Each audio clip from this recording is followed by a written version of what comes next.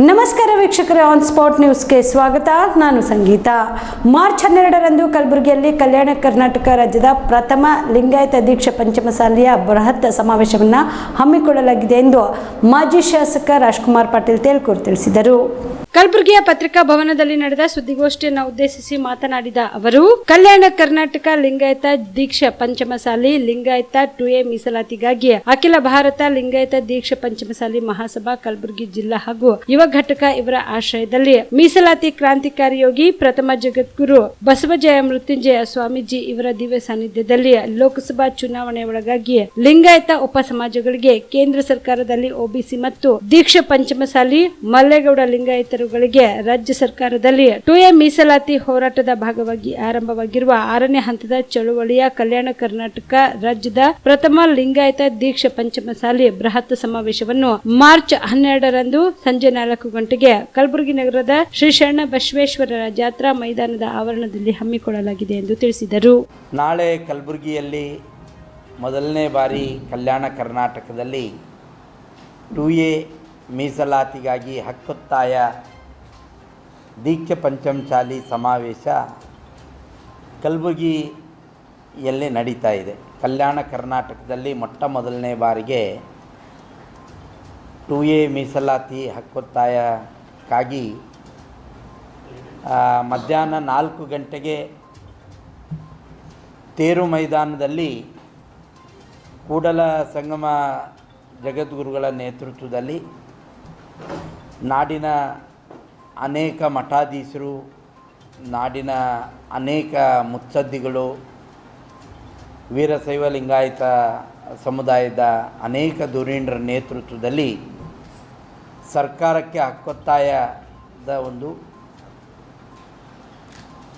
ಬೃಹತ್ ಸಮಾವೇಶ ನಡೆಯೋದಿದೆ. ಹಾಗಾಗಿ ನಾನು ಕಲಬುರಗಿ ಜಿಲ್ಲೆಯ ವೀರಶೈವ ಲಿಂಗಾಯತ ಎಲ್ಲ ಒಳ ಪಂಗಡಗಳ ಸಮುದಾಯದ ಪ್ರಮುಖರಲ್ಲಿ ವಿನಂತಿ ಮಾಡ್ತೇನೆ. ನಾಳಿನ ಈ ಹೋರಾಟಕ್ಕೆ ಎಲ್ಲ ಪಂಗಡದ ಪ್ರಮುಖರು ಬೆಂಬಲವನ್ನು ವ್ಯಕ್ತಪಡಿಸಬೇಕು. ಪಕ್ಷಾತೀತವಾಗಿ ಮತ್ತು ಎಲ್ಲ ಪಂಗಡಗಳು ಒಂದಾಗಿ ಒಗ್ಗಟ್ಟಾಗಿ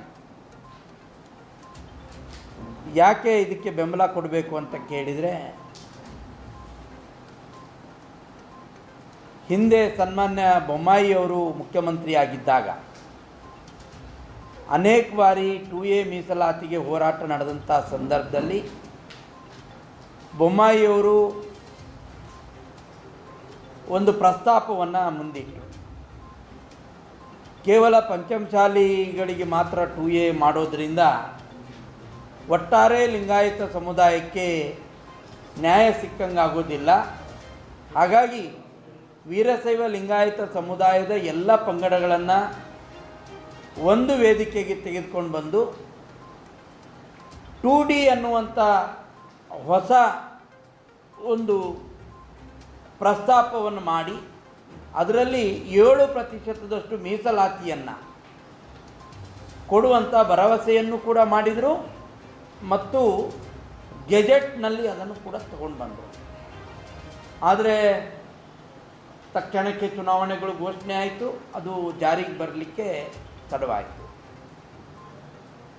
ಅಂದು ಪಂಚಮಸಾಲಿ ಶ್ರೀಗಳ ಹೋರಾಟದ ಫಲವಾಗಿ ಕರ್ನಾಟಕದ ವೀರಶೈವ ಲಿಂಗಾಯತ ಎಲ್ಲ ಪಂಗಡಗಳು ಒಂದಾದವು, ಒಗ್ಗಟ್ಟಾದವು ಮತ್ತು 2D ಅಡಿಯಲ್ಲಿ 7% ಮೀಸಲಾತಿಯನ್ನು ಪಡೆಯುವಂಥ ಪ್ರಸ್ತಾಪಕ್ಕೆ ವೀರಶೈವ ಮಹಾಸಭಾ ಇರ್ಬೋದು ಮತ್ತು ಎಲ್ಲ ಮಠಾಧೀಶರು ಕೂಡ ಒಪ್ಪಿಗೆಯನ್ನು ಸೂಚಿಸಿದರು.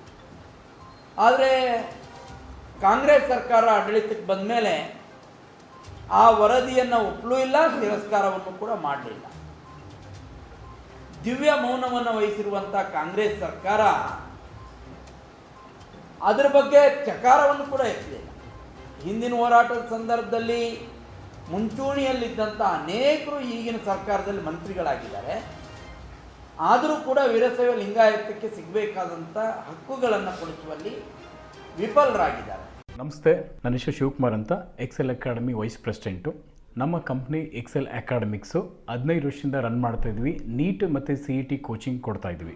ನಮ್ಮಲ್ಲಿ ಈಗ ಕ್ರಾಶ್ ಕೋರ್ಸ್ ಅಂತ ನಾವು ಕೊಡ್ತಾ ಇದ್ವಿ. ಈ ಕ್ರಾಶ್ ಕೋರ್ಸ್ ಒಂದು ಅಲ್ಪಾವಧಿ ಕೋರ್ಸ್ ಇದು ಶಾರ್ಟ್ ಟರ್ಮ್ ಕೋರ್ಸ್ ಅಂತ ಕರಿತೀವಿ. ಈ ಕೋರ್ಸು 30ರಿಂದ 45 ದಿನ ಇರುತ್ತೆ ಸರ್.